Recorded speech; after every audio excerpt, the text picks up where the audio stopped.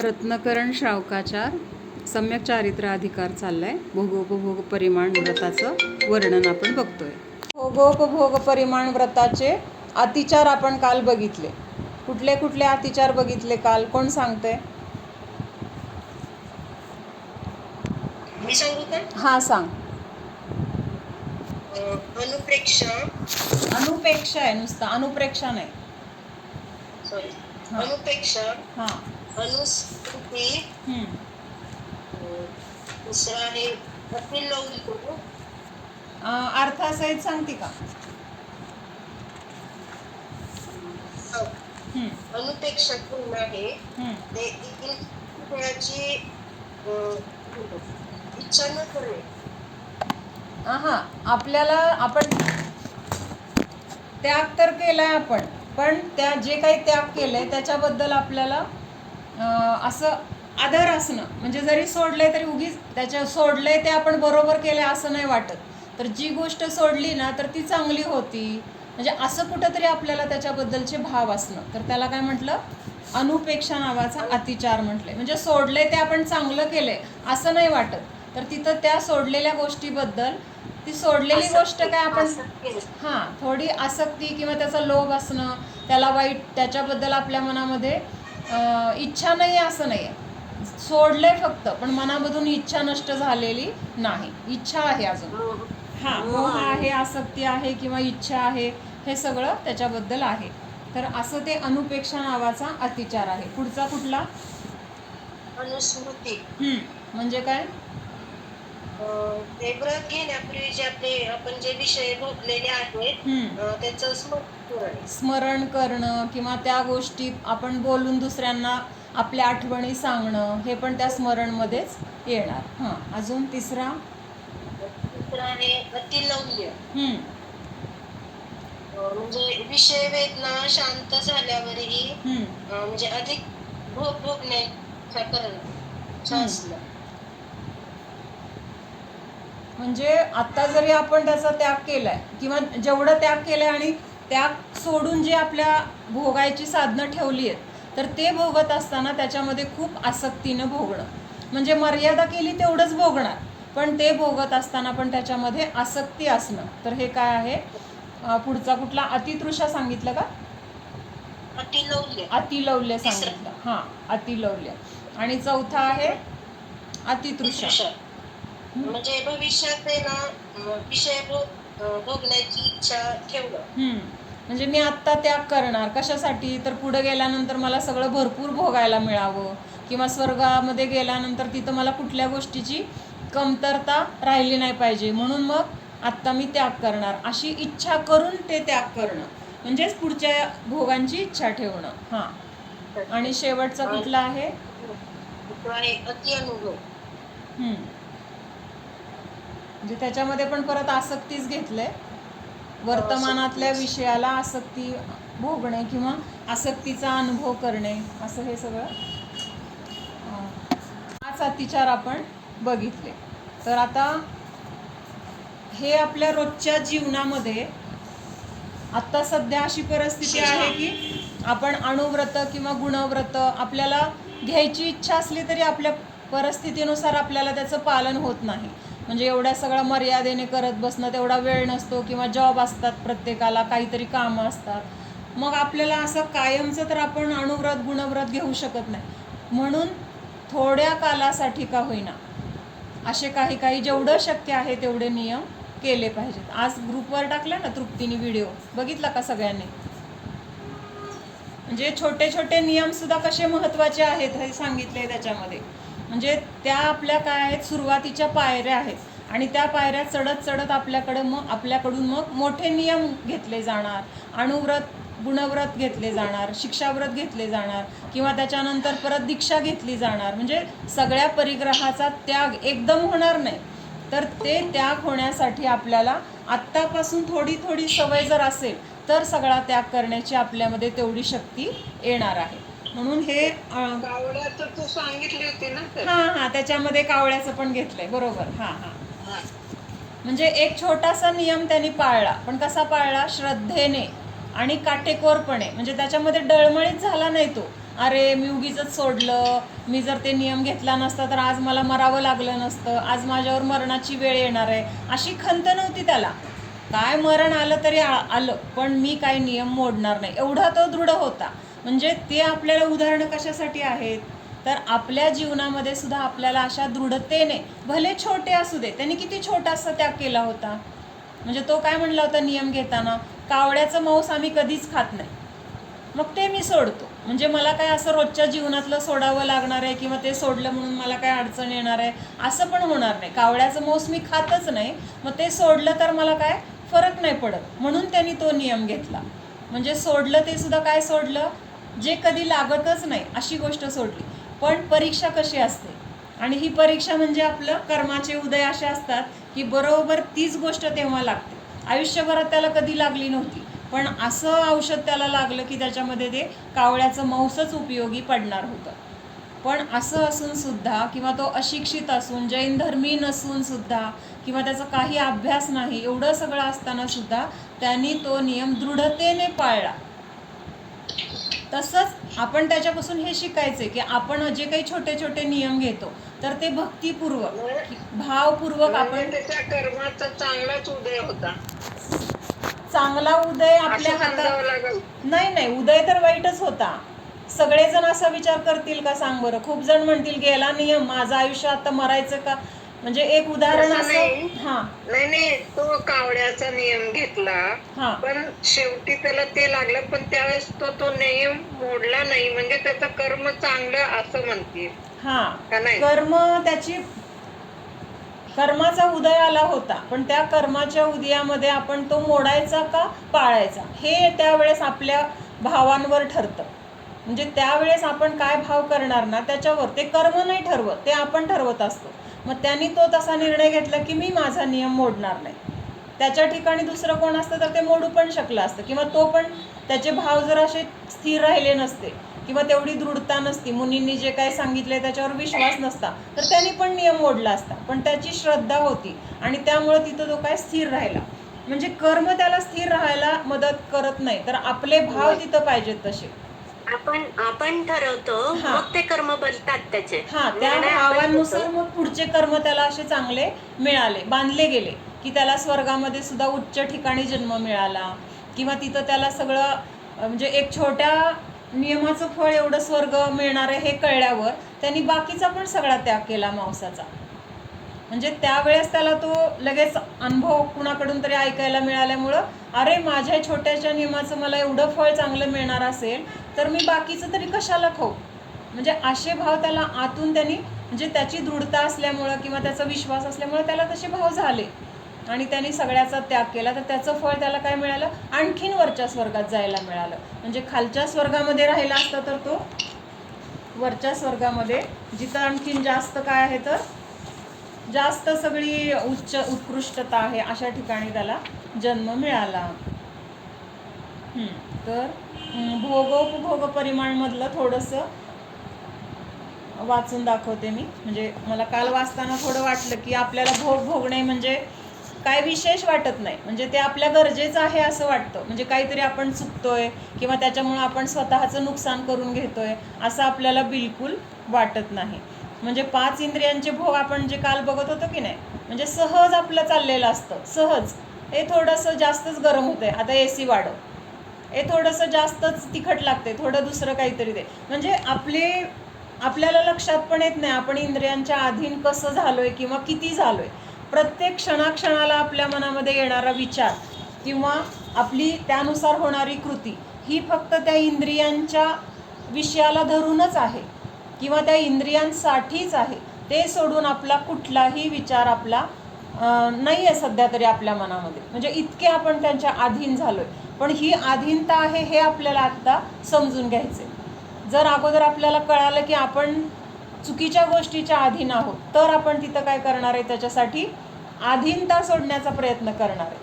म्हणजे आपण अधीन आहोत, ही अधीनता चुकीची आहे किंवा त्याच्यामुळं मला पुढं जाऊन खूप दुःख भोगावं लागणार आहे, हे सगळं आत्ता आपल्याला समजून घ्यायचं आहे. किंवा ते चिंतन कसं काय वगैरे हे सगळं चिंतन केलं तर मग आपल्याला हे विषय सोडण्यासाठी त्रास होणार नाही, त्याच्यामध्ये सहजता येणार आहे.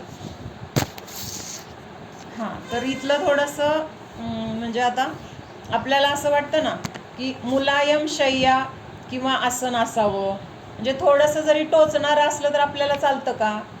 गादे समजा खराब झाल्या तर आपण काय म्हणतो, ते गाद्या फार टोचतात, पटकन बदलून दुसऱ्या करून घेऊया. म्हणजे त्याच्यामध्ये आपण प्रतिकूलता जर असेल तर त्या प्रतिकूलतेमध्ये आपल्याला तसं राहता आलं पाहिजे, हे स्वतःला शिकवायचं. कारण आत्ता आपण अनुकूलता मिळवू शकतो. का मिळवू शकतो? काय आपला पुण्याचा उदय आहे किंवा आपण सगळ्या अनुकूलतेमध्ये, आपल्याला जैन धर्मामध्ये वगैरे जन्म मिळाला आहे वगैरे. पण प्रतिकूलता आल्यानंतर त्या प्रतिकूलतेमध्ये राहण्याची सवय आपल्याला आत्ताच करून घ्यायची.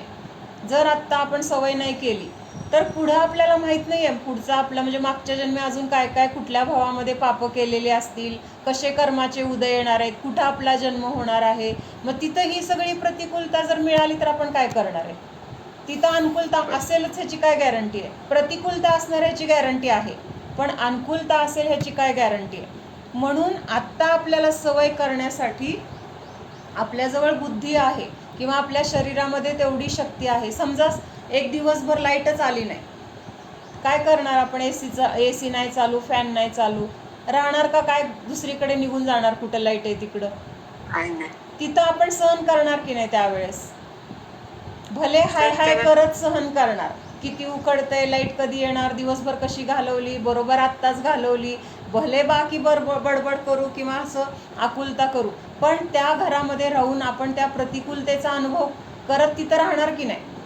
मग अनुभव तर आपण करणारच आहोत प्रतिकूलतेचा, उलट ती आपल्यासाठी संधी आहे हे समजून जर आपण तिथं शांत राहायचा प्रयत्न केला तर त्या प्रतिकूलतेमध्ये सुद्धा आपल्याला राहायला येतं किंवा आपण राहू शकतो, हा अनुभव आपल्याला येतो. आणि तो अनुभव आपल्याला जेव्हा आणखीन कुठे प्रतिकूलता येईल तर तिथं तो आपल्या कामाला येतो.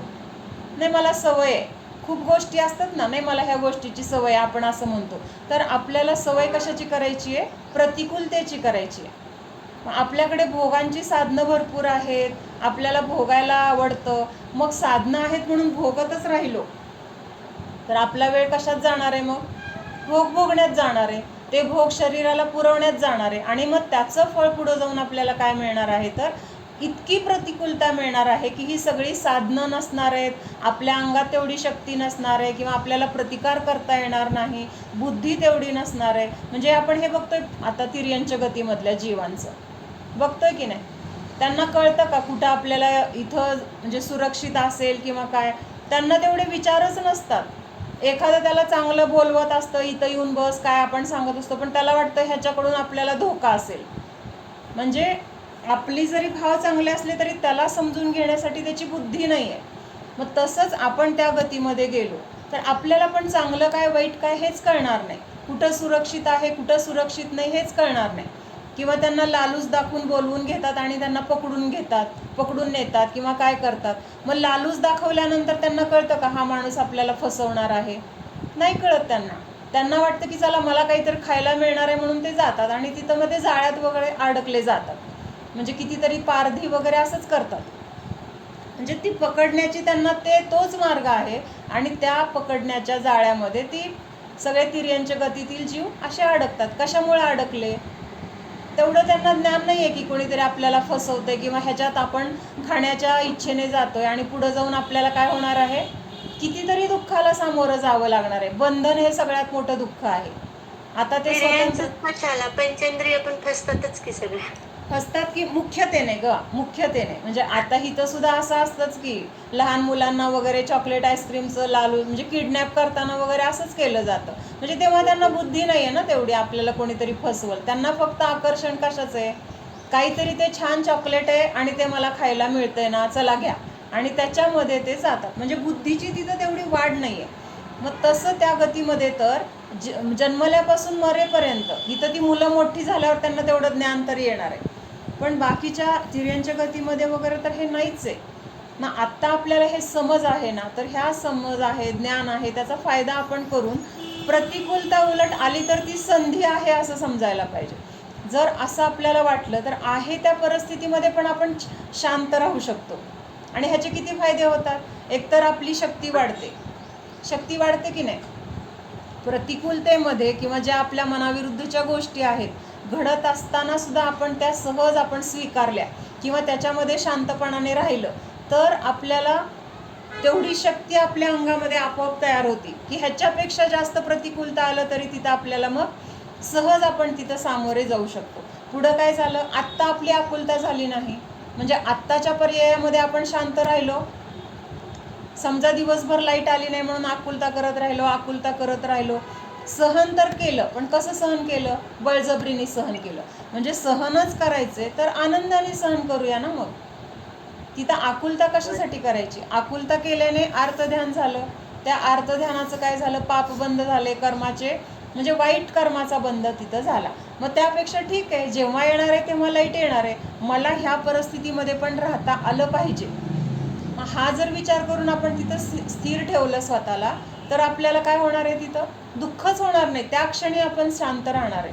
आणि हे शांत राहणं आपल्याला पुढं जाऊन आपल्याला उपयोगी असं पडणार आहे की ह्याच्यापेक्षा जास्त प्रतिकूलता आली तरी आपल्याला तिथं त्रास वाटणार नाही, आहे मला सवय. म्हणून हे नियम संयम वगैरे आपल्याला अशी प्रतिकूलता आणून त्याच्यामध्ये स्थिर राहण्याचा काय करतात तर शिकवण देतात. म्हणजे आवडती गोष्ट आपण सोडली, मग आवडत्या गोष्टीशिवाय आपण एक दिवस राहू शकतो हा विश्वास आपल्या मनामध्ये आला की नाही. आणि तो विश्वास जर मी एक दिवस सोडू शकते तर 8 दिवस पण सोडू शकते, परत 8 दिवस सोडून पाहिलं तिथं पण आपण व्यवस्थित त्याचं म्हणजे शांत राहू शकलो, आपल्याला आकुलता झाली नाही, मग महिनाभर सोडू शकतो, पुन्हा वर्षभर सोडू शकतो, मग कायमचं पण सोडण्याची शक्ती आपल्यामध्ये येते. म्हणून स्टेप बाय स्टेप आपल्याला हे सगळं करण्यासाठी छोटे छोटे सगळे हे नियम त्याग वगैरे आहेत. म्हणजे कशावरून निघालं तर आपल्या मनामध्ये जो जो विचार आहे तर तो सगळा भोगण्याविषयीचा आहे, ह्याच्यावरून आपण इकडे गेलो होतो. तर पुढं काय सांगितलंय, कोमल वस्त्रों को छूना आदि कार्य ब्रह्मचर्य के निमित्त होने से. म्हणजे साधा आपल्याला अशी जरी इच्छा झाली, किती छान आहे हे मऊ मऊ कापड आहे, असा जरी विचार आला तर तो काय झाला, स्पर्शाचा विचार आला की नाही. स्पर्शनेंद्रिय आहे ना आपलं, स्पर्शनेंद्रियाला छान वाटलं म्हणजे त्याच्यामध्ये आपण काय झालो, रत झालो किंवा आसक्त झालो. तर हे सुद्धा काय आहे, ब्रह्मचर्य के घात में निमित्त होत आहे. म्हणजे समजा एखाद्याने ब्रह्मचर्य व्रत घेतलेलं आहे, म्हणजे हे सूक्ष्मतेने आहे बरं का, म्हणजे माहीत असावं म्हणून मी सांगते. आपल्याला ह्या गोष्टी माहीत असल्या पाहिजेत, म्हणजे पुढं जाऊन असं होऊ नये की आपल्याला हे काहीच माहीत नाही. मग त्यानुसार मला काल वाचनात आलं तर म्हटलं थोडंसं सांगूया. म्हणजे स्पर्शाचा जो जो विषय आहे ना, मग तो आपल्याला एखादा स्पर्श छान नाही वाटला, एखादा स्पर्श हवाहवासा वाटला तर ते सुद्धा काय आहे, ब्रह्मचर्यामध्ये दोष लावणारं आहे. व्रती पुरुषों को मुलायम मनोहर सुखदायक शय्या अथवा आसन का उपयोग नहीं करना चाहिए.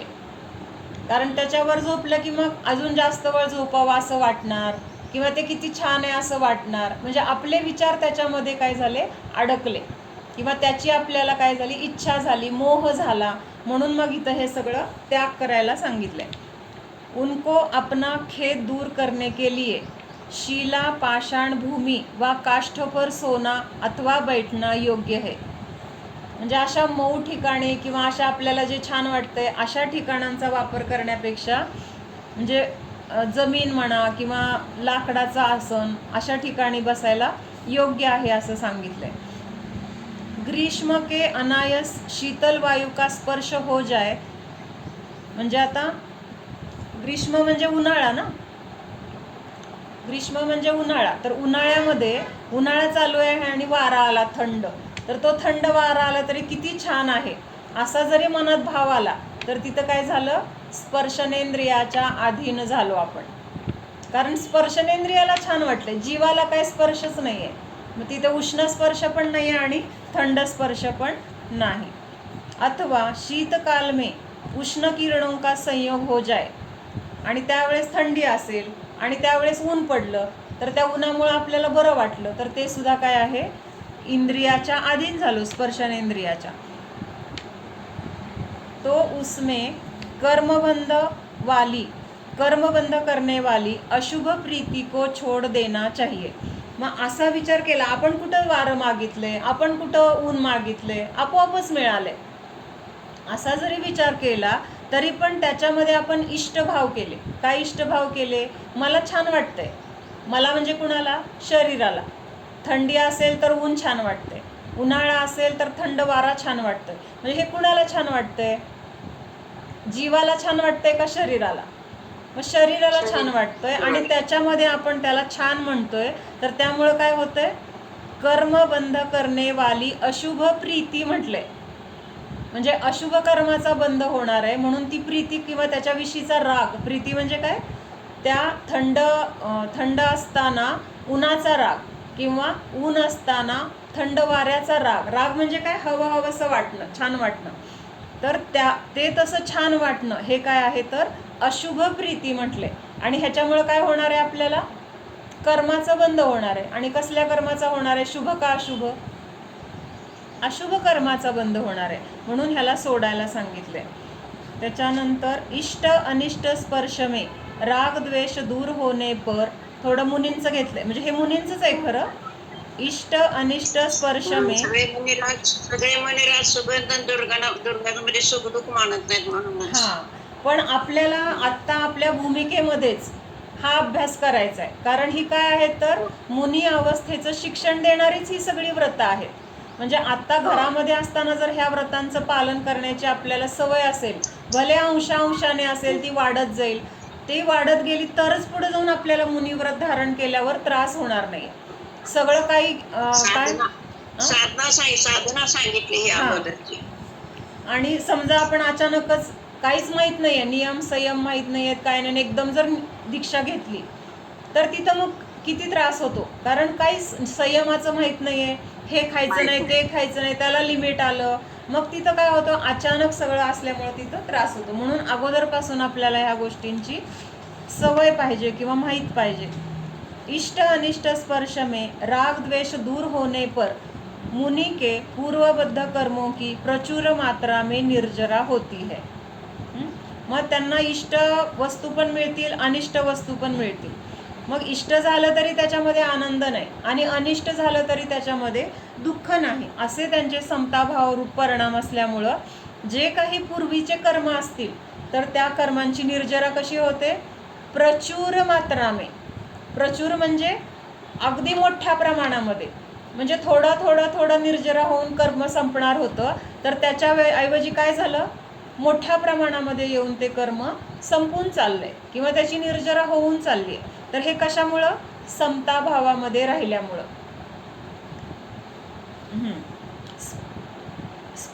स्पर्श जय में उत्कृष्टता लाने के लिए मुनि को अपने सामर्थ्य के अनुसार उष्ण ऋतु में तपन का ताप सहन करने का, शीत ऋतु में शीत सहन करने का प्रयत्न करना चाहिए.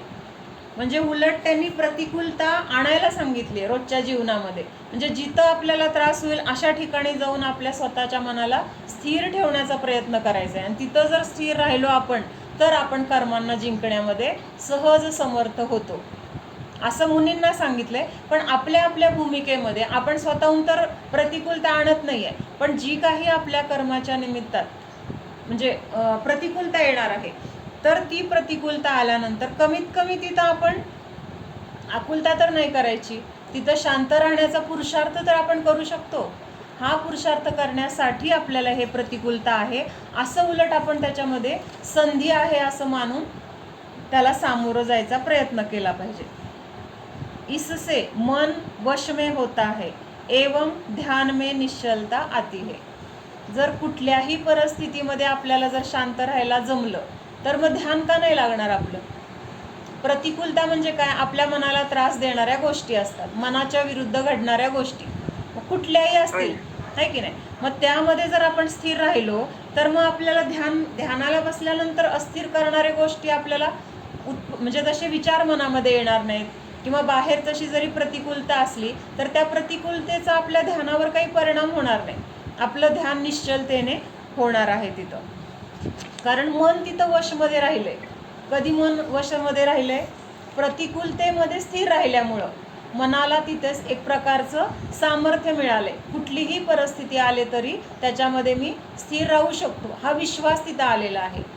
आपण असे व्यवहारात पण असे लोक बघतो, काय काय किती जरी कठीण प्रसंग आले ना तरी ते त्यांच्या चेहऱ्यावरून असं दिसतं की ते स्थिर आहेत एकदम. किंवा काही काही असे पण असतात की इतके गोंधळून जातात किंवा गडबडून जातात, आता मी काय करू, असं कसं झालं, आकुलता करतात किंवा त्या आकुलतेमध्ये त्या विवंचनेमध्ये त्यांना काय करावं हे सुचतच नाही. आणि त्याच्या विरुद्ध हे स्थिर लोक कसे असतात, त्यांच्यासमोर काही हे नाही आहे, मार्ग नाही आहे, ह्याच्यातून आता काय मार्ग काढायचा, काही मार्ग नाही, तरी पण ते स्थिर आहेत. आणि असं स्थिर राहिल्यामुळं त्यांना मग काहीतरी त्याच्यातून मार्ग सुचतो, तेव्हा दिसत नाही आहे पण तिथं मार्ग आपोआप सुचतो. हे कशाचं फळ आहे, तर शांत राहण्याचं ते फळ आहे. हां, अजून इथं काय सांगितलंय, 5 इंद्रियों में घ्राण, चक्षु और कर्ण, इन 3 इंद्रियों को भोगेंद्रिय कहते हैं. 5 इंद्रिय जे विषय आहेत ना, तर त्याच्यामध्ये घ्राण म्हणजे काय, नाक, डोळे आणि कान, ह्या 3 इंद्रियांना काय म्हटलंय, भोगेंद्रिय असं म्हटलेलं आहे. भोगेंद्रिय आणि स्पर्शन आणि रसना, इन 2 इंद्रिय को कामेंद्रिय कहते हैं. दोन मधला फरक काय आहे, स्पर्शन आणि रसना ह्यांना कामेंद्रिय म्हटले. म्हणजे स्पर्श आणि रसना हे 2 इंद्रिय त्या वस्तूला स्पर्श करून किंवा स्पर्शाचा अनुभव करून मग भोगतात. लक्षात येते का मला काय म्हणायचं, म्हणजे समजा आपल्याला खायचंय काहीतरी, तर ती वस्तू कशी आहे ही तोंडात ठेवल्याशिवाय आपल्याला त्याची चव समजत नाही.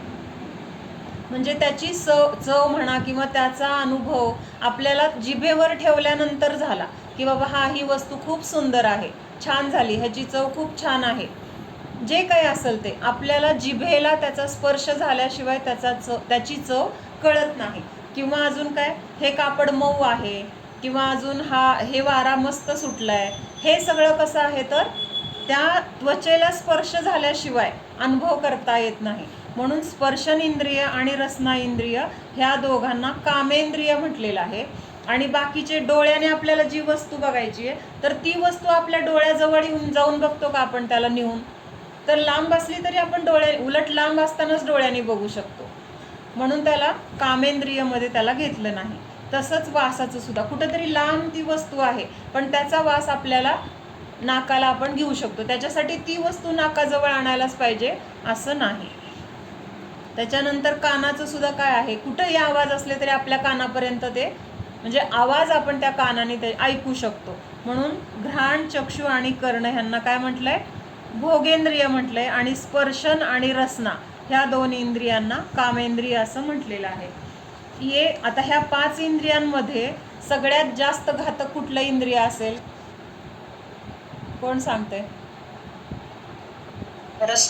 विकू मावशी सोडून बाकीचं कोण सांगतंय, डोळे डोळे डोळे, डोळे 2च बरं. हा, 5 इंद्रियामध्ये का बरं, विचार करून सांगा तुम्ही का. समजा आपल्याला 8 दिवस उपाशी ठेवलं, 8 दिवस आपल्याला उपाशी ठेवलं आणि मस्त आपल्याला आवडतोय तो पिक्चर लावला किंवा आपल्याला आवडते ती मस्त गाणी लावली, त्यावेळेस आपल्याला कानाने आनंद मिळेल का, त्यावेळेस आपल्याला डोळ्याने तो पिक्चर आनंद देईल का, नाही. म्हणजे त्यावेळेस आपल्याला कुणी स्पर्श जरी असा छान केला, माया केली वगैरे, तरी पण आपल्याला तिथं आनंद मिळेल का, नाही. फक्त स्पर्शने, हे रसनेंद्रिय हे सगळ्यांमध्ये घातक म्हटलेलं आहे. ओके. हां, म्हणजे रसनेंद्रिय आणि त्याच्यानंतर मग स्पर्शनेंद्रिय घेतलेलं आहे आणि मग त्याच्यानंतर बाकीच्या इंद्रियांचा नंबर आहे. सगळ्यात घातक काय आहे किंवा मुख्य इंद्रिय कुठलं आहे, तर रसना इंद्रिय असं म्हटलेलं आहे. आता इथं पहिल्यांदा ह्या 2 इंद्रियांचं सांगितलंय. हाँ, ये 2 इंद्रियां मनुष्य को बहुत अनर्थ करने वाली होने से प्राधान्यता पूर्वक इनको वश में करना चाहिए. आता इथं 2 इंद्रिय म्हणजे कुठली घेतली, ही जी कामेंद्रिय म्हटले ना, रसना इंद्रिय आणि स्पर्शनेंद्रिय, तर ह्यांना काय सांगितलंय, बहुत अनर्थ करणे वाली. अनर्थ ओढावला म्हणजे काय, फार मोठं संकट येतं ना तेव्हा अनर्थ ओढावला असं म्हटलं जातं. म्हणजे छोट्या छोट्या संकटांना आपण अनर्थ नाही म्हणत, नुकसान झालं, असं झालं, तसं झालं एवढं म्हणतो सोडून देतो. पण फार मोठं संकट जेव्हा येतं तर आमच्यावर फार मोठं अनर्थ ओढावला असं म्हटलं जातं. तर ही 2 इंद्रिय काय करतात, जीवाला फार मोठा अनर्थ घडवून आणतात. म्हणून यांना काय सांगितलंय, प्राधान्यतापूर्वक, एक एक शब्द महत्वाचा आहे. प्राधान्यतापूर्वक म्हणजे बाकीच्या गोष्टींना महत्व द्यायचं सोडून पहिल्यांदा ह्यांना वश करण्यामध्ये आपण पुरुषार्थ केला पाहिजे. अवघड वाटत नाही आहे ना, समजतंय ना. त्याच्यानंतर अजून काय सांगितलंय, ए पाचो इंद्रिया रूपी हाती बहुत प्रबल है.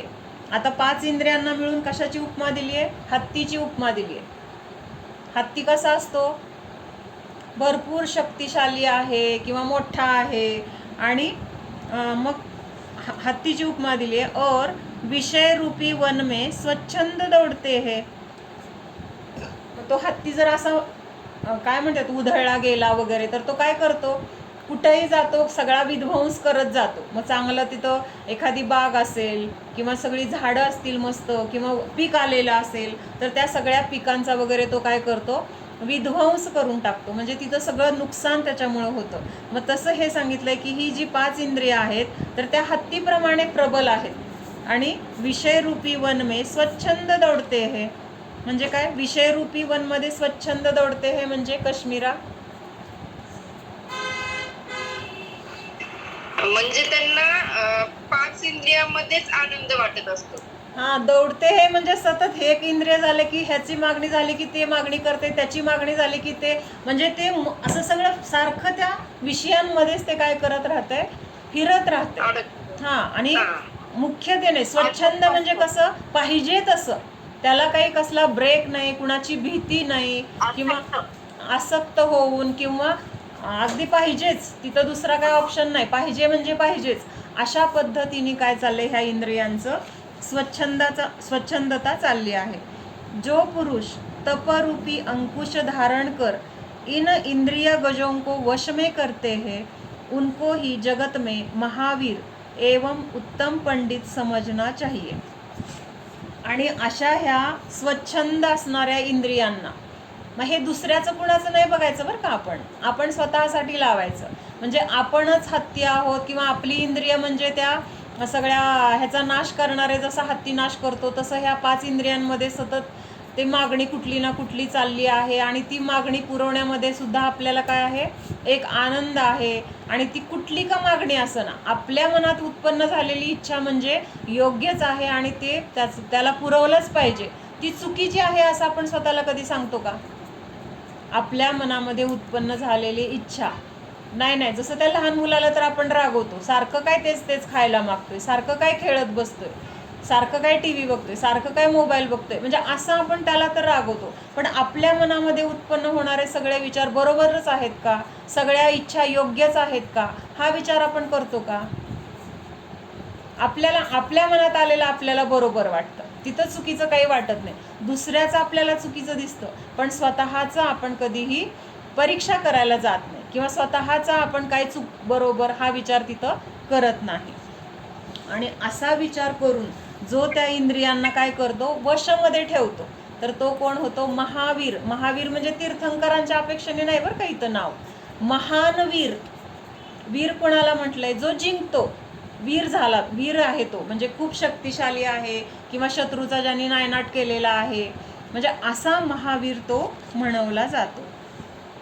संक्षेप में इतना ही समझ लेना चाहिए कि जो मुनि रस परित्याग आदि तपों से इंद्रियों को वश में करते हैं उन्हीं महात्माओं को विविध रुद्धिया प्राप्त होती है.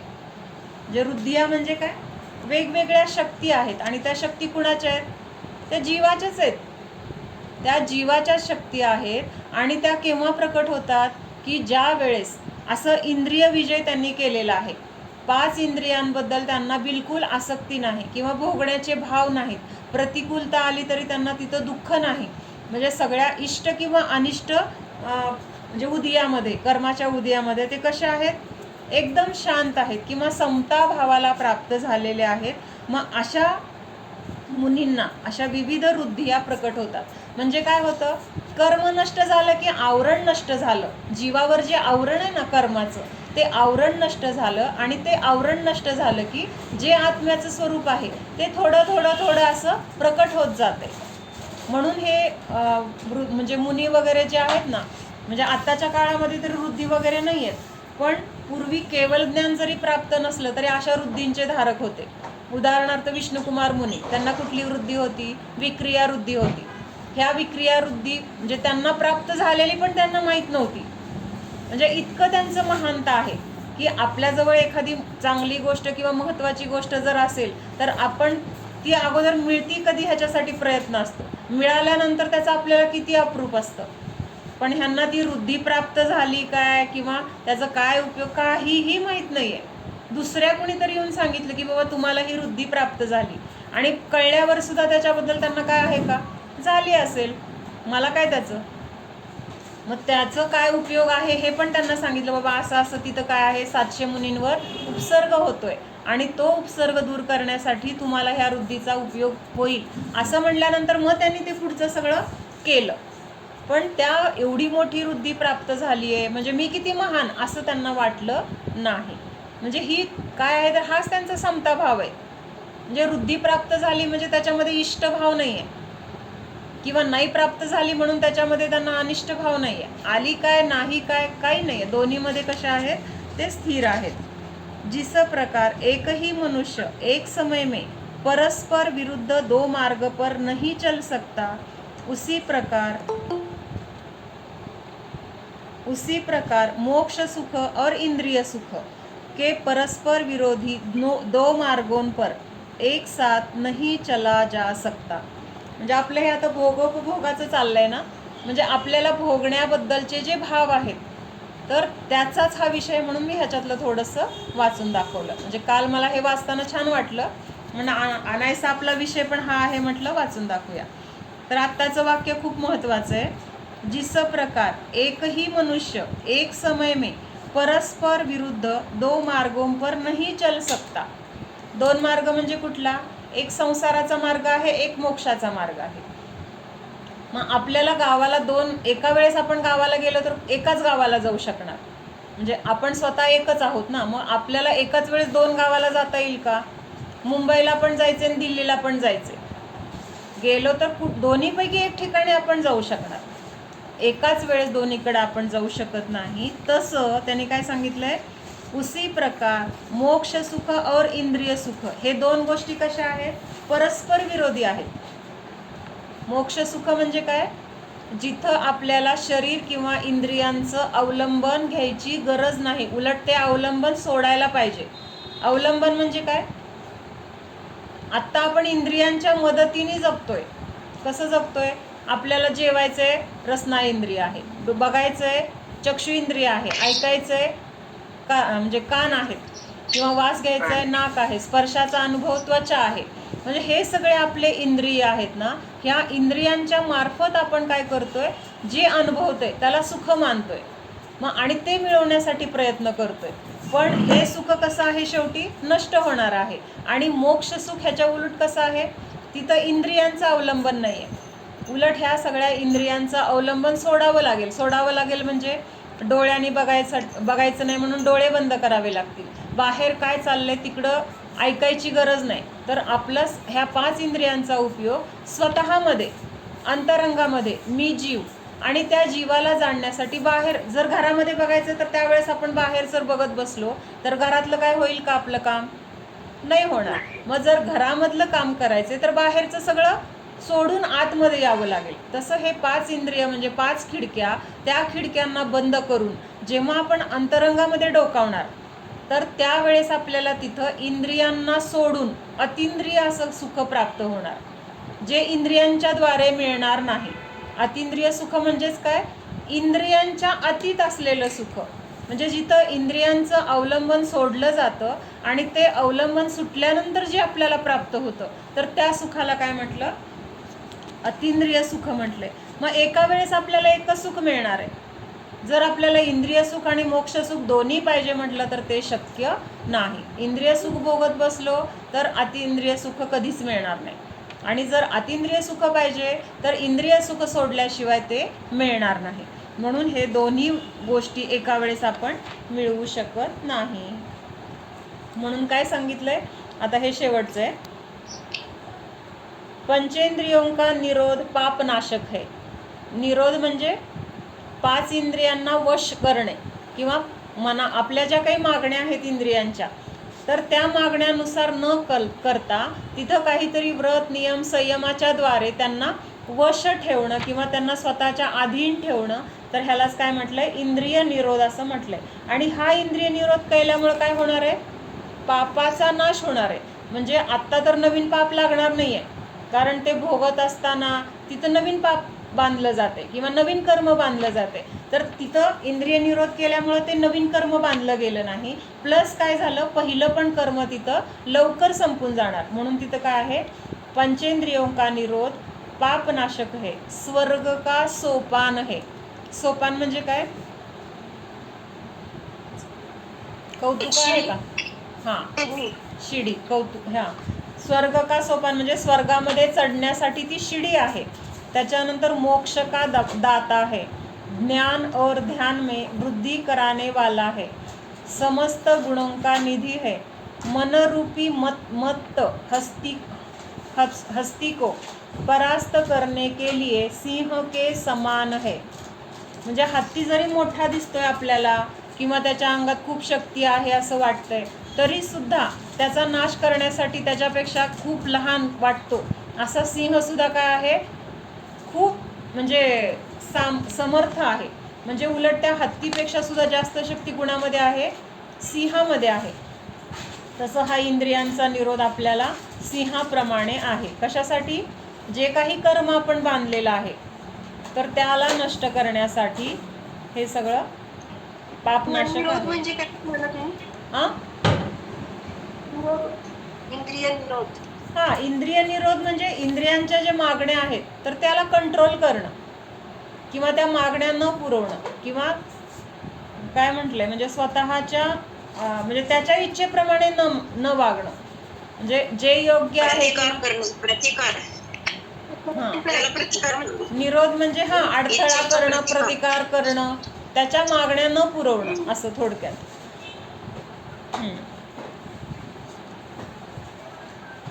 तर असं हे 5 इंद्रियांच्या भोगांच्या बद्दलचं थोडं काल वाचनात आलं, छान वाटलं. हां, तर आता आपल्याला थोडंसं निर्जरेबद्दल बघायचं होतं ना. हां, तर निर्जरा म्हणजे काय पहिल्यांदा हे माहीत पाहिजे. निर्जरा म्हणजे काय, कोण सांगते, नवीनपैकी कोण सांगते, अर्चना भाभी.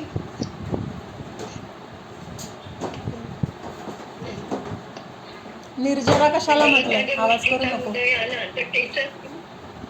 काय म्हटलं, हा बोला. हो हो ऐकायला येतंय, बोला.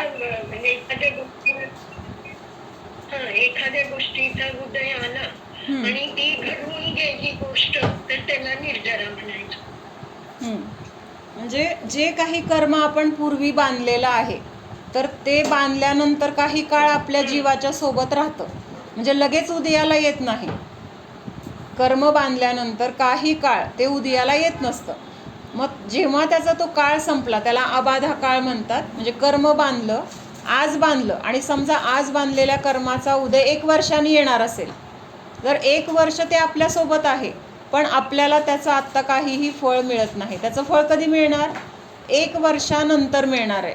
मग 1 वर्षापर्यंतचा काळ कधीपासून, जेव्हापासून कर्म बांधले तेव्हापासून उदयाला येत नाही तोपर्यंतच्या काळाला काय म्हटलंय, अबाधा काल असं म्हटलेलं आहे. कर्म तर आपल्यासोबत आहे, म्हणजे आपण तसं काहीतरी क्रिया केली, तसे भाव केलेत, कर्म बांधलेलं आहे, पण आत्ता आपल्याला फक्त त्याचं फळ मिळत नाही. मग जेव्हा ते कर्म उदयाला येणार, कधी येणार, 1 वर्षानंतर उदयाला येणार. उदयाला आल्यानंतर जसं कर्म बांधलं असेल, शुभ असेल किंवा अशुभ असेल, त्यानुसार आपल्याला तिथं त्याचं फळ ते कर्म देणार. कर्म फळ देणार आणि ते निघून जाणार, म्हणजे नष्ट होणार. तर अशा पद्धतीने फळ देऊन निघून जाणं किंवा कर्माचं जीवाच्या पासून दूर जाणं, तर ह्याला काय म्हटलंय, निर्जरा असं म्हटलेलं आहे. म्हणजे कर्म थोडक्यात संपून जाणं, तर ह्याला निर्जरा म्हटलंय. मग काल मावशीने जे सांगितलं होतं की एक अशी निर्जरा आहे की पहिलं कर्म संपून जाते किंवा पहिलं कर्म उदयाला येते, निर्जरा होण्यासाठी उदयाला येते, आणि ते उदयाला आल्यानंतर आपण काय करतोय, पुढचं कर्म बांधतोय. त्या कर्माच्या उदयामध्ये आपण काय करतोय, जे काही प्रसंग आपल्याला प्राप्त झाले, शुभ असतील किंवा अशुभ असतील, तर त्या प्रसंगामध्ये आपण तिथं आनंदी तरी होतोय किंवा दुःखी तरी होतोय. म्हणजे चांगलं सगळं अनुकूलता मिळाली असेल तर त्याच्यामध्ये रमून जातोय. म्हणजेच तिथं आपण काय झालं, त्याच्यामध्ये इष्टभाव केला. आणि तिथं जर आपल्याला दुःख झालं, मनाविरुद्ध घटना घडली असेल किंवा काही नुकसान झालं असेल, तर तिथं आपल्याला काय होतंय, वाईट वाटतंय. म्हणजेच काय झालं, तिथं आपण अनिष्ट भाव केला.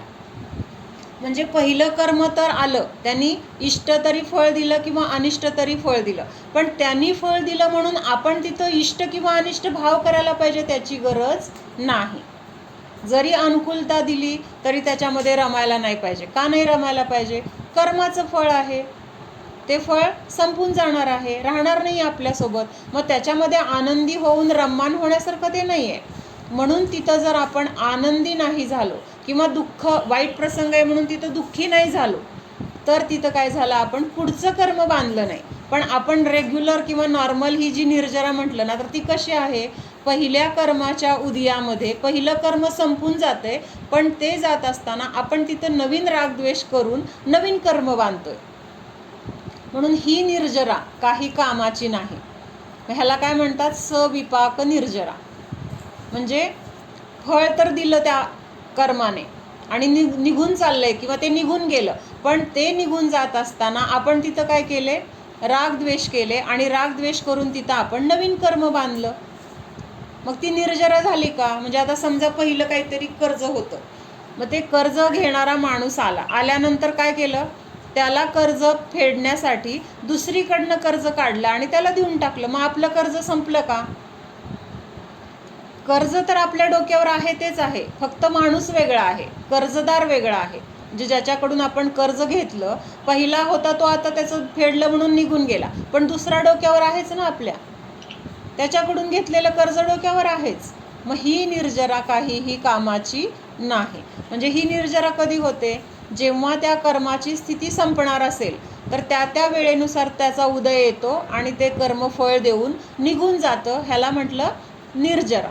पण ह्याच्यामध्ये सुद्धा परत निर्जरेचे सविपाक आणि अविपाक असे दोन प्रकार आहेत.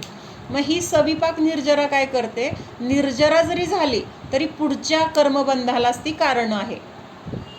म्हणजे ते कर्म किंवा ते प्रसंग कारणीभूत नाहीत, तर जीव त्याच्यामध्ये असे भाव करतो की नवीन कर्म तिथे परत बांधले जातात. म्हणजे पहिले कर्म संपले असले तरी नवीन आपण काय केलं, तिथं कर्ज घेतलेलंच आहे. म्हणजे सोबत आपल्या कर्म आहेतच. त्यामुळं अशी निर्जरा काही कामाची नाही. मग ते आहे ना, काय म्हटलं जातं निर्जरेसाठी, कुठलं उदाहरण आहे, ठीक आहे नंतर सांगते आठवल्यावर. तर ही निर्जरा काही कामाची नाही आहे. मग ही निर्जरा सगळ्या संसारी जीवांची चालू आहे.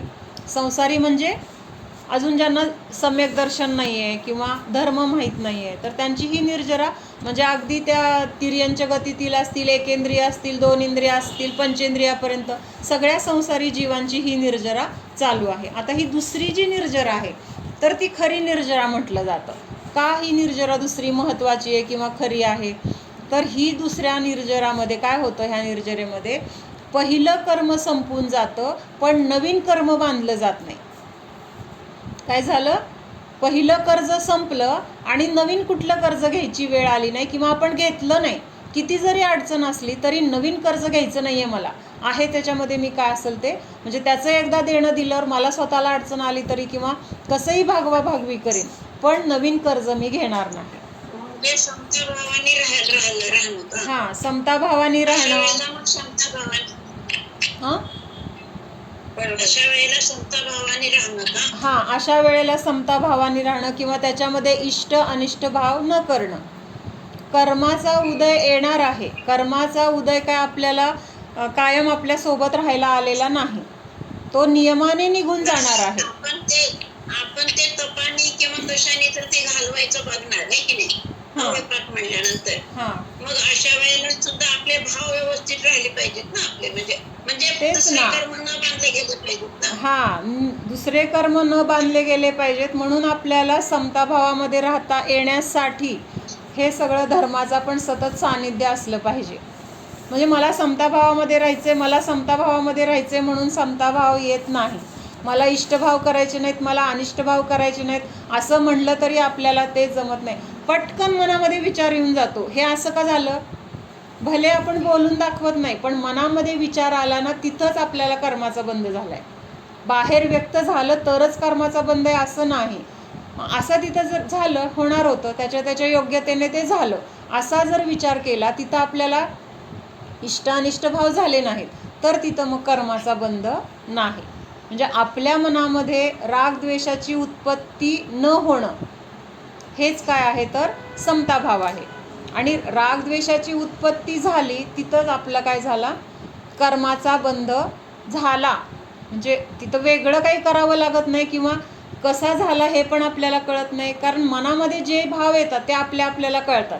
त्याच्यावरून आपण आपली परीक्षा करू शकतो की आपल्याला आज कुठले विचार आले, किंवा आपल्याला आज असं काय आपण केलं, किंवा काय चिंतन झालं, किंवा आपण ठरवलं होतं त्याच्या आपल्यासमोर आरसाच आहे आपल्याला तो स्वच्छ एकदम. आपण बघायला पाहिजे. म्हणजे ते दुसरं कुणाला पण नाही कळणार, आपल्यालाच कळणार.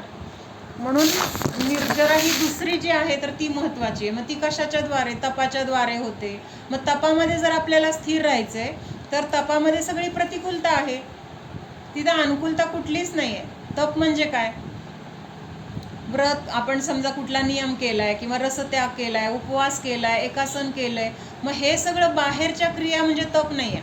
तर त्या वस्तूंना सोडण्याचा आपला जो निर्मोह भाव आहे, किंवा त्यागण्याची जी आपली वृत्ती आहे, कशी वृत्ती आहे, सहज, ह्याचा माझा काही संबंध नाही आहे, किंवा हे माझ्या सुखाला कारण नाही, उलट हे माझ्या दुःखाला कारण आहे, मग मला त्याचा त्याग जेवढा होईल तेवढं मला सुखाला मी लवकर प्राप्त होईल, अशा विचाराने जर आपल्याला त्या गोष्टींचा त्याग झाला, तर ते महत्त्वाचं आहे. म्हणजे मला निर्जरा करायची म्हणून मला हे सोडायचंय, हा जरी भाव असला तर तिथं निर्जरा नाही आहे, तिथं नवीन कर्माचा बंधच आहे. हे एवढं समजलं.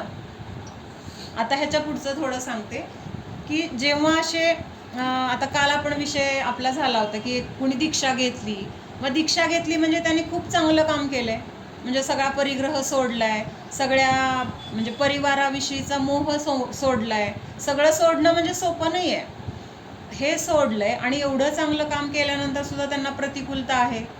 खूप जणांना दीक्षा घेतल्या ओळीने अंतरा येते, खूप जणांना काहीतरी असा शारीरिक त्रास होतो, डास वगैरे, म्हणजे इतर ठिकाणी नसतील पण त्यांनाच बरोबर तिथं काहीतरी असं सगळं प्रतिकूलतेचा प्रसंग त्यांना प्राप्त होतो. मग हे असं का होतं, तर आता आपण बघितलं ना की आज कर्म बांधलंय, त्याचा उदय 1 वर्षानंतर येणार होता.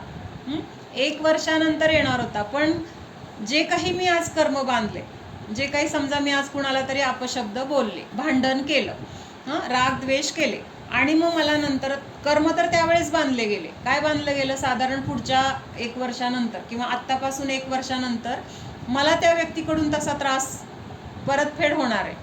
पण मला संध्याकाळी काय झालं की मला त्याचं खूप वाईट वाटलं की माझं हे चुकलं, मी का रागद्वेष केले, असं करायला नको होतं. शेवटी प्रत्येक जीव निर्दोष आहे. काल सुमत प्रकाशजींचं एक ऐकलं तर त्यांनी सांगितलं होतं की प्रत्येक जीवाकडं तो निर्दोष आहे असं बघायचंय. म्हणजे मला तो त्रास देऊ शकतो का, जर माझं कर्म नसेल, मी जर त्याला पूर्वी कधी त्रास दिला नसेल, तर तो मला आत्ता त्रास देईल का, नाहीच देणार. ज्या अर्थी तो मला त्रास द्यायला आलाय त्या अर्थी मी मागच्या जन्मी त्याला तसं काहीतरी त्रास दिलेला आहे, आणि ते परतफेड करण्यासाठी तो आलाय. त्याची काय चूक आहे ह्याच्यामध्ये, चूक कुणाची आहे, माझी चूक आहे. म्हणजे तो कसा आहे, तो निर्दोष आहे. दोषी कोण आहे, मी स्वतः दोषी आहे. म्हणून प्रत्येकाकडे आपण निर्दोष पाहायला सांगितले. तर मग 1 वर्षानंतर ते कर्म मला जे उदयाला येणार होतं, तर ते काय झालं, मी जेव्हा पश्चाताप झाला मला, किंवा प्रतिक्रमण केलं, किंवा त्या जीवाची क्षमा मागितली, हे जे उपाय आहेत, आणि परत हे सगळं दोष घडले म्हणून दान केलं, किंवा काहीतरी एखाद्या गोष्टीचा त्याग केला, असं माझ्याकडून ही चूक झाली, आणि पश्चातापपूर्वक ती गोष्ट मी एवढ्या काळासाठी त्याग करते, असं म्हणून त्याग केला. मग ह्या सगळ्याचा परिणाम काय झाला, ते कर्म 1 वर्षानंतर उदयाला येणार होतं आणि त्यावेळेस जेवढं फळ मला मिळणार होतं, समजा मी आज 5 शिव्या दिल्यात तर त्याच्या बदल्यात मला पुढच्या जन्मी 25 शिव्या ऐकायला लागणार होत्या. म्हणजे असं तर असतंच, आपण आत्ता बी रूपाने बी पेरतो, 1 कोय आपण लावली, पण त्या एका कोईपासून आपल्याला एकच आंबा मिळतो का? जेव्हा त्याचं झाड येतं तेव्हा आपल्याला किती आंबे मिळतात आणि किती वर्ष मिळतात. तसं आपण जे पाप करतो किंवा पुण्य करतो तर त्याचं फळ आपल्याला असं जेवढं केलंय त्याच्यापेक्षा खूप मोठ्या पटीने मिळत असतं. मग ते पुढच्या वर्षी मला जे काही फळ मिळणार होतं तर ते काय झालं, ते कर्म अलीकडे आलं म्हणजे 1 वर्षाने उदयाला येणार होतं तर ते 2 महिन्यांनीच उदयाला येणार. त्या पश्चातापाचा परिणाम असं झालं की ते कर्माची स्थिती कमी झाली. स्थिती म्हणजे 1 वर्ष ते माझ्यासोबत राहणार होतं तर ते 2 महिनेच राहणार, असं तिथं काय झालं, त्या कर्मामध्ये बदल झाला. असं उदाहरण आपण नेहमी एक बघतो. कोण सांगतंय बरोबर? एक उदाहरण आपण नेहमी बघतो की खूप मोठं असं कर्म बांधलं होतं पण ते कमी कमी होऊन त्याला भोगायला लागलं. राजा तो श्रेणिक राजा. श्रेणिक राजा, बरोबर. म्हणजे त्या श्रेणिक राजाने 33 सागराचं आयुष्य बांधलं होतं. त्याच्यानंतर 7व्या नरकाचं बांधलं होतं. म्हणजे तीव्र स्वरूपाचं त्यांनी दुःख मिळेल असलं कर्म तिथं बांधलं होतं. पण त्याचा म्हणजे पश्चाताप, प्रतिक्रमण, त्या मुनींना क्षमा मागितली, इतकं त्याला वाईट वाटलंय त्याचं. मग हे सगळ्याचा परिणाम काय झाला की ते 33 सागराचं आयुष्य कितीवर आलं, 84,000 वर्ष. म्हणजे जमीन आसमानचा फरक आहे. आपल्याला दोन्ही शब्द सारखे सारखे ऐकून त्याच्यामध्ये काही फरक नाही असं नाही बरं का. जर ते भोगायची वेळ आली तर किती काळ गेला असता. ते सागर होतं ना.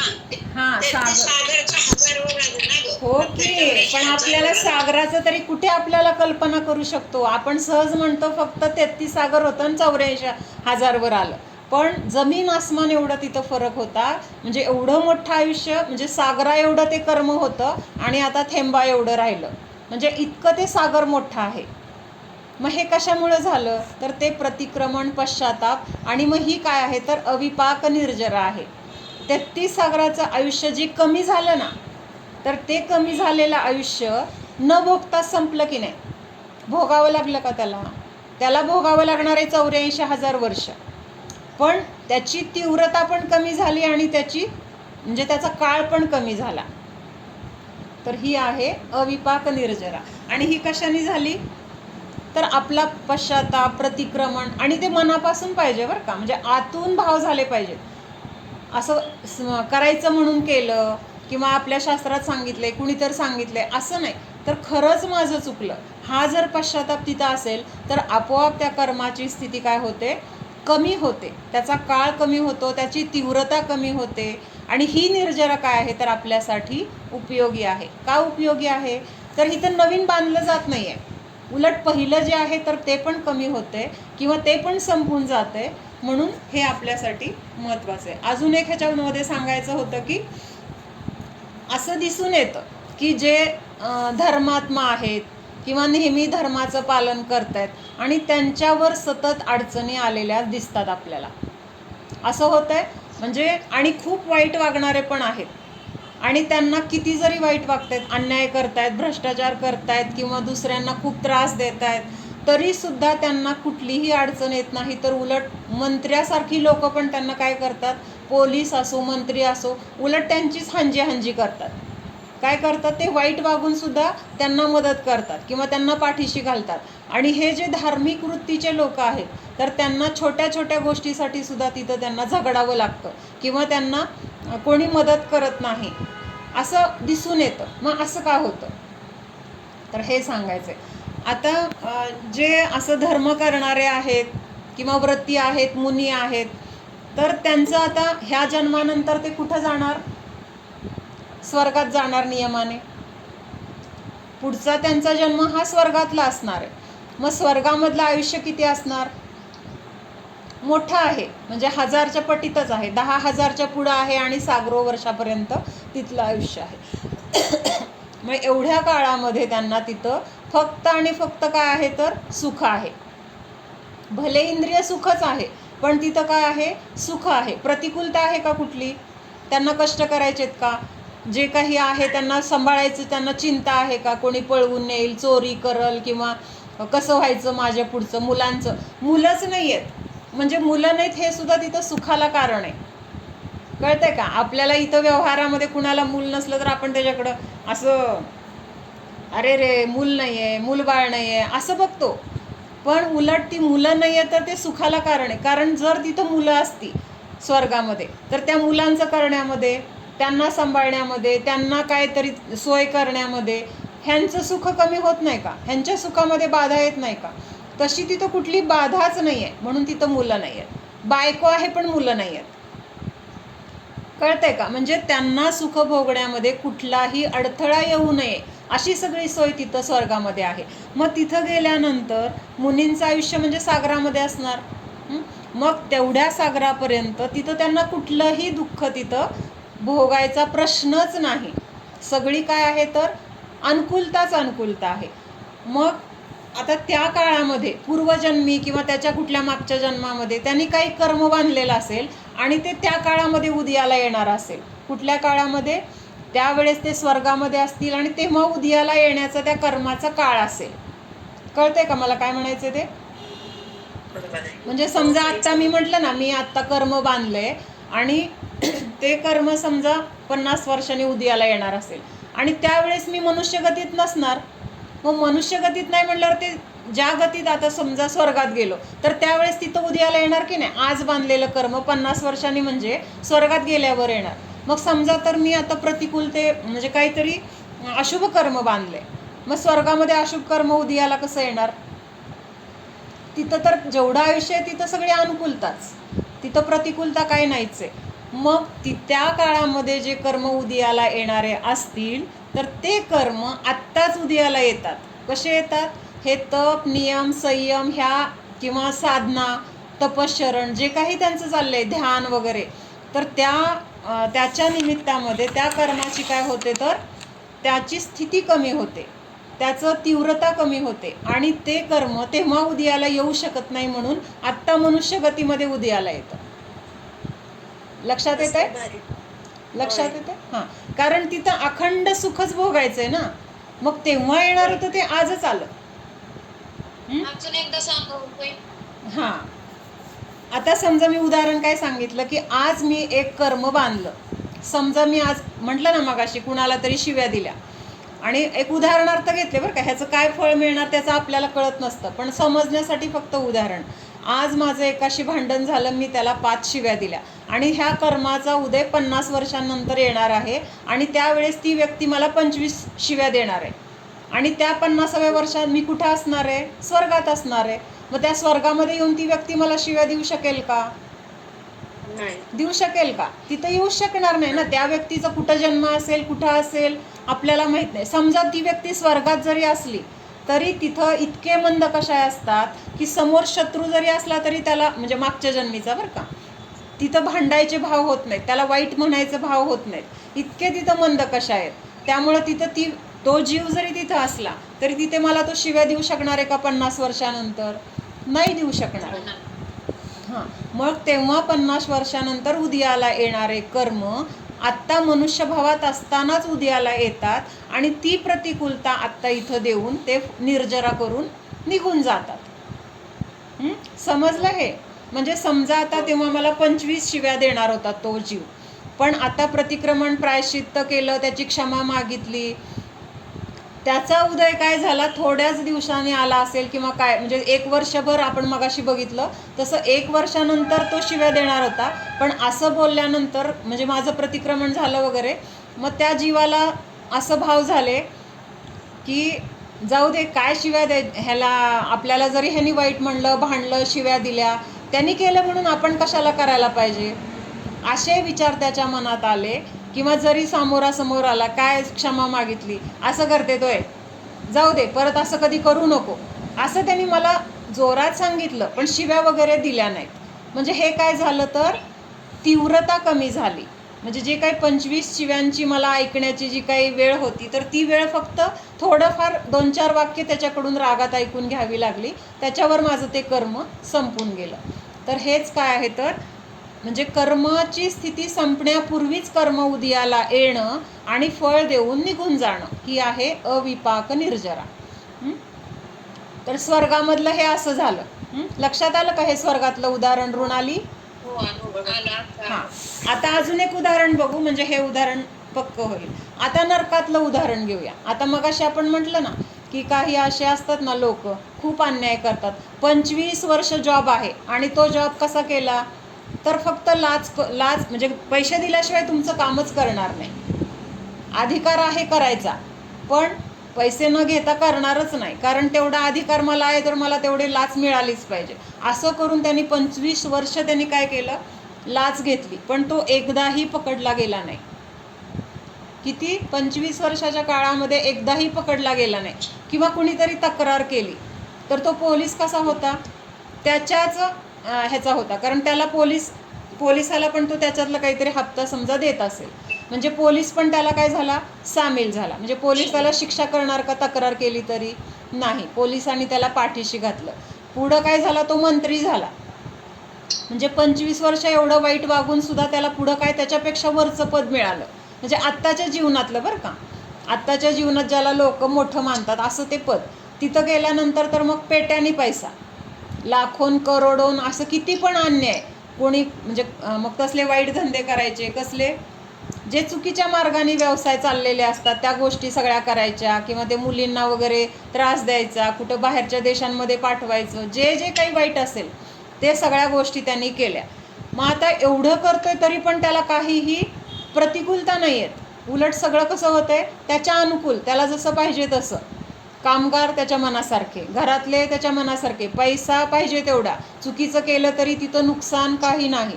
मग हे का, आता ह्याचं उदाहरण बरं का. मग आता तो मेल्यानंतर कुठं जाणार आहे हा माणूस, नियमाने नरकात जाणार आहे. हां, आता नरकाचं आयुष्य पण कसं आहे, स्वर्गासारखंच आहे. म्हणजे 10,000 वर्षापासून 33 सागरापर्यंत, म्हणजे मोठंच आयुष्य आहे. मग आता ह्यांनी बांधलेलं जे काही वाईट कर्म आहे, तर ते त्याला तिथं नरकामध्ये जाऊन फेडायचे. आणि नरकामध्ये काय आहे, तर स्वर्गामध्ये जशी सगळी अनुकूलता आहे तशी नरकामध्ये सगळी प्रतिकूलता आहे. तिथं दुःखच दुःख आहे. तिथं बिलकुल एवढं नखभर सुद्धा सुख नाही आहे. म्हणजे 1 मिनिट शांत पण तिथं बसू शकत नाही आपण. आपल्याला बसायची इच्छा असली तरी आपल्याला कोणी बसू देत नाही. नुसतं तिथं छळवाद किंवा मारामारी, भांडणं, हे सगळं तिथं दुःखच दुःख आहे. मग तिथं त्याला जाऊन सगळं दुःख भोगायचे. म्हणून पुढं जे कधीतरी त्यांनी मागं काही चांगलं कर्म केलं असेल तर ते कर्म समजा त्या नरकाच्या पिरियडमध्ये त्याला भोगायला मिळणार असेल. म्हणजे आत्ता वाईट केलंय ते नाही बरं का, काही कर्म त्यांनी चांगले पण केले असतील तर ते कर्म समजा त्याला नरकात जन्म झाल्यानंतरच्या काळामध्ये उदयाला येणार असतील तर तिथं त्याला अनुकूलता मिळणार आहे का, मिळू शकत नाही. तिथं त्याला सुख मिळणार आहे का, मिळू शकत नाही. कारण ते कर्म नरकामध्ये तर सगळं दुःख असल्यामुळं तिथं फळ मिळणार नाही. म्हणून जे चांगले कर्म आहेत वाईट लोकांचे, तर ते पुढं उदयाला येणारे चांगले कर्म आत्ताच्या जन्मामध्ये येऊन फळ देऊन जातात. म्हणून आत्ता त्यांनी किती जरी वाईट वागलं तरी त्याला काही त्रास होत नाही, किंवा तरी पण त्याचं सगळीकडे नाव लौकिक असतं, त्याला सगळा पाहिजे तेवढा पैसा मिळतो, त्यांनी वाईट केलेल्या कामाचे उघडकीला येत नाहीत. म्हणजे हे जसं ते स्वर्गातलं उदाहरण होतं तसं हे नरकातलं उदाहरण आहे. म्हणजे तिथं गेल्यानंतर फक्त दुःखच दुःख आपल्याला भोगायचं आहे. म्हणून त्यावेळेस उदयाला येणारे शुभकर्म अगोदर उदयाला येतात. म्हणजे शुभकर्मांचं पण काय झालं, खूप मिळणार होतं ते थोड्या ह्याच्यात मिळालं, थोड्या अंशाने तिथं त्याला आत्ताच्या ह्याच्यामध्ये ते म्हणजे उदयाला येऊन फळ देऊन ते कर्म निघून जातात. म्हणून आत्ता आपल्याला असं दिसतं की जे वाईट करतात तरी पण त्यांना सगळी अनुकूलता आहे, आणि जे चांगलं करतात त्यांना प्रतिकूलता आहे. तर तिथं ती प्रतिकूलता ही आपल्या चांगल्यासाठी येते असा जर विचार आपण केला तर आपल्याला तिथं दुःख होत नाही.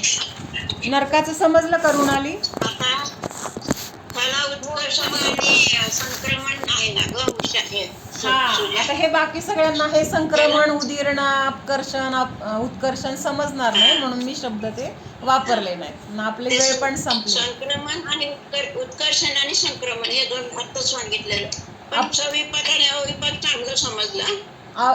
उत्कर्षण आणि अपकर्षण पण आहे कर्माचं. आहे. हा दोन्ही पण आहे. नाही पण मला हे दोन छान समजलं, म्हणजे सविपाक निर्जर अविपाक निर्जर समजली छान. हा तर ह्याच्यामधलं एक काल वाक्य मी ऐकलं तर ते सांगते. म्हणजे आता आपल्याला असं वाटतं ना की पाप करतायत लोक, अन्यायाने वागतायत, तरी पण त्यांना सगळं काय आहे उत्कृष्ट मिळतंय किंवा त्यांना कोणी वाईट म्हणत नाहीये. मग इथं ते सुमत प्रकाश जे आहेत ना त्यांनी एक वाक्य सांगितलं, पापियों की सफलता देखकर उनको आदर्श नहीं बनाना. म्हणजे आता ते किती जरी पाप करतायत तरी पण त्यांना सगळं मिळतंय, त्यांना काही दुःख नाही किंवा त्यांना पाठीशी घालतायत, मग आपण पण त्यांच्यासारखंच करू असं त्यांना आदर्श कधीही समजायचं नाही. आणि दुसरं सांगितलं, धर्मात्माओं के संकट देखकर उनका अपमान, घृणा, तिरस्कार कभी नहीं करना. समजली का दोन वाक्य? समजलं. हा आता ह्याच्यासाठी त्यांनी हे पण सांगितलं होतं की पार्श्वनाथ, अंजना, सीता म्हणजे हे किती पुण्यवान जीव होते किंवा किती म्हणजे धार्मिक होते किंवा सगळं मनापासून सगळा धर्म त्यांनी पालन केला, तरी पण त्यांच्यावर केवढी मोठी संकट आली. मग ते वाईट होते का? त्यांच्यावर संकट आली म्हणून ते वाईट झाले का? तर नाही, हे पूर्वीच्या कर्माचे उदय होते. पुढं ते सगळे स्वर्गामध्येच गेलेत. सीता स्वर्गामध्ये गेली, अंजना स्वर्गामध्ये गेली आणि 1-2 भावामध्ये ते मोक्षाला पण जाणार आहेत. म्हणजे हे सगळं काय आहे तर आत्ता कर्माचे उदय जे पुढं उदयाला येणार असतात ते अगोदर येऊन फळ देऊन निघून जातात. आणि हे कसं आहे, करोडो रुपयाचं कर्ज फेडायचं असतं पण 10 रुपयामध्ये आपलं ते कर्ज फिटतं. मग उलट आपल्यासाठी चांगली गोष्ट आहे, पण आपल्याला ते कळत नाही कारण करोडो फेडायचं होतं हे आपल्याला माहीत नाही. काय कर्म मागं बांधलंय ते आत्ता आठवत नाही, त्याचा उदय काय येणार आहे ते पण आपल्याला माहीत नसतं पुढं. फक्त आत्ता आपल्याला एवढं दिसतं की 10 रुपये माझं नुकसान झालं म्हणून आपण